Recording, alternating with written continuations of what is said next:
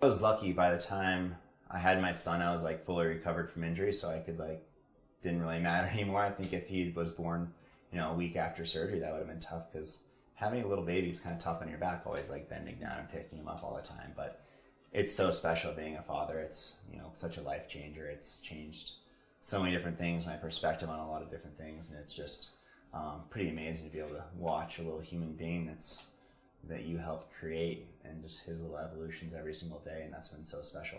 Yeah, Jax is going to be traveling, not everywhere, but for the most part of the season, so he'll be here in Beaver Creek. He's actually here in Copper with me right now. They'll be starting to travel on the road from Christmas on, so when I'm gone those 2 weeks with Valdezare and Alta Badia, they'll stay home, but then after that he'll be on the road, so that'll be fun. It's cool to be able to come home after a day of skiing or a day of dryland and get to hang out with him, and that's a good release from the daily pressures of skiing. Right now, between now and the Olympics, there's a lot of World Cup racing, so I think the best way to prepare for the Olympics is having good World Cup races leading up to it. I think that helps build the confidence, and right now my skiing feels good. It's the first time I've been pretty much healthy in the last few years, so that's definitely nice, and it's nice to be able to ski pain-free. So those things definitely lead to have more confidence for sure, but we haven't raced yet, so I don't really know where I stand, and that'll be interesting to see. But the skiing feels good and my body feels good, so those are positive things in the right direction. So I'm probably the only guy in the field that has actually raced the giant slalom hill in Pyeongchang, and that was my first World Cup win, so pretty good feelings from that hill. So I guess in a way I'm defending Olympic champion and defending champion on that hill as well, so it'll be 12 years since we raced on it, but I have good feelings. That was my first World Cup win, was on that hill, so it's definitely a feeling I feel, or a hill I feel good about.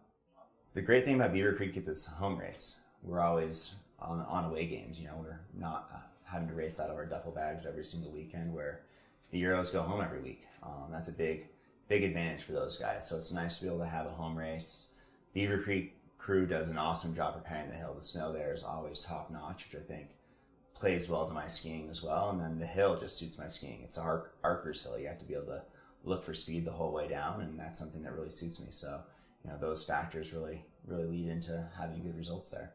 In the giant slalom, the one must-nail section of the course is coming over Screech Owl before that long flat. You really have to be able to take risk that you actually can carry speed across that flat going over the roll, but also not make a dumb mistake there, because if you make a mistake there, your speed is killed for that whole flat. So that's a really key section of the course, and then being able to ski the bottom really aggressively as well. If I could have any or be one of the birds of prey, I think it'd be a falcon. That's kind of probably what everybody's saying because they go fast, but it's a pretty badass bird.